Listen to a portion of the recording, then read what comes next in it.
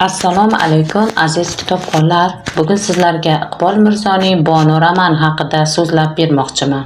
Asar qahramoni Bonu odobli, ilmga chanqoq, qalbi pok va yuksak ma'naviy qadriyatlar bilan tarbiya topgan inson sifatida tasvirlanadi. Biroq uning hayoti oson kechmaydi. U ko'plab og'ir sinovlarga duch keladi, yaqinlaridan ayriladi. Og'ir kasallikni boshidan kechiradi va muhabbat yo'lida ham katta iztiroblar chekadi. Shunga qaramay hech qachon taslim bo'lmaydi. U sabr, toqat, matonat va kuchli iroda bilan hayot qiyinchiliklariga qarshi kurashadi. Bonu obrazi bizni hayotning qadriga yetishga, ota-ona, muhabbat va ma'naviy qadriyatlarni asrashga undaydi.